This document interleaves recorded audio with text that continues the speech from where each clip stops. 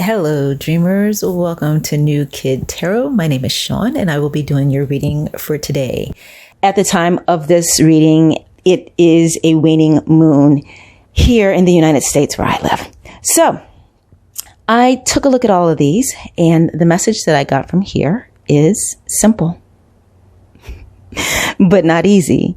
And that message is, yours is a life of abundance. Great prosperity is yours. You need to release the fear of running out of money.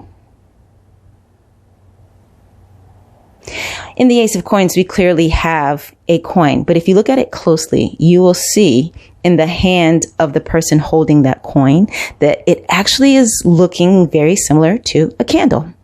There is an etching on the coin that looks like a flame of a candle.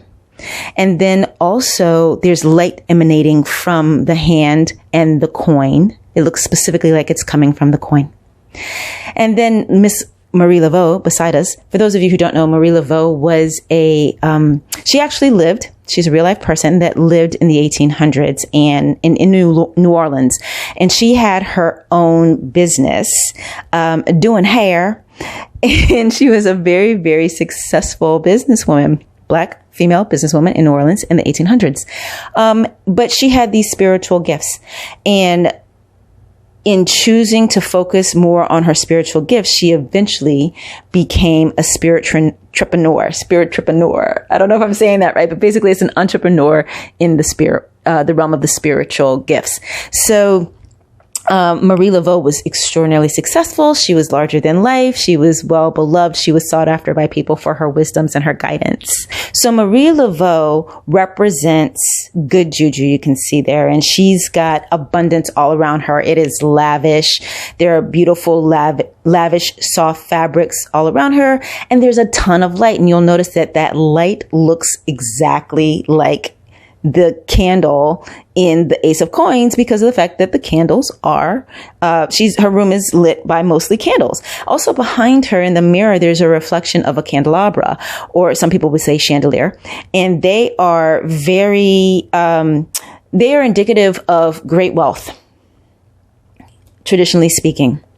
So these two cards together, along with the lavishness of Bokomu's card, she is surrounded by flowers, lushness, greenness. There's water flowing behind her. Water is one symbol of abundance, particularly if you think about the fact that we talk about money in terms of water, like cash flow.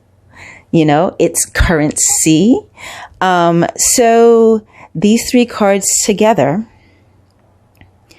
clearly signify abundance. Not only are there the flowers in Bokomu's card, but there's also the flowers in the Ace of Coins card. The vines there represent Jack and the Beanstalk, and so there is a story where we have someone who had poverty that his life got better when he got these magic beans. So there's some unexpected money that's coming your way. And it doesn't look like it's going to be one of those things like, oh, you found $10 on the ground. Like, this is great abundance that's coming to you according to these cards.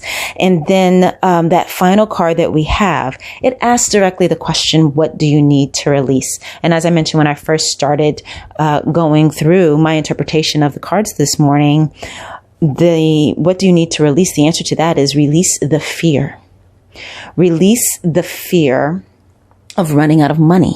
And in releasing the fear of running out of money, you can also release any frantic activity towards trying to get money. So if you are in a situation where you don't have a job at all, that is terrifying. And of course, the instinct is going to be to try really hard to get a job, to try really hard to figure out where the money is going to come from. But sometimes when we have a problem to solve, we try so hard, we strangle that problem. And sometimes we take actions out of time, out of step with what's best. So especially if you've already been looking really hard for money or looking really hard for a job, trying to improve your financial situation, you know what? The waning moon is not that long. take a little bit of time off from that. Take the days of the waning moon. There aren't many left at this point in our cycle at the time that I'm doing this particular reading, but take some time off from searching for that job, for looking for money. And if you can, and I know this is easier said than done, take some time off from worrying about money, how you're going to get it, how it's going to come to you.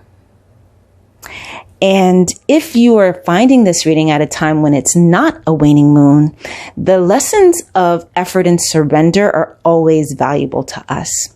So again, if this is something that you have been striving towards out of a love for money, or that you've been scrounging about out of a fear of running out of money, either way, go ahead and take a time out, take a break, take a few days. Give yourself some time to rest. And when our brains rest, when our minds rest, rather, we have the opportunity to get new answers, because the brain relaxing allows the non-stressed part of the brain to do its thing, to receive messages, to see signs, to hear things. If we're constantly thinking about what we're worried about, we might miss something that's going on around us that might actually be the answer to the problem we're trying to solve. Okay, you guys, I hope this was helpful for you.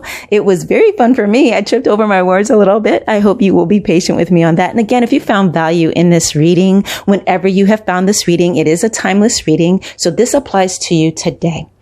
And it applies to you for today. So on the day that you find the reading, that is the day it applies for your life. If you're not someone who's been worried about money, and you've got plenty of money, hey, lucky for you. You still get this message. It is lucky for you that you still get to get a bunch of money coming your way, a bunch of lavishness, a bunch of comfort, a life of luxury is in the cards for you. Feel confident, be happy. See you next time.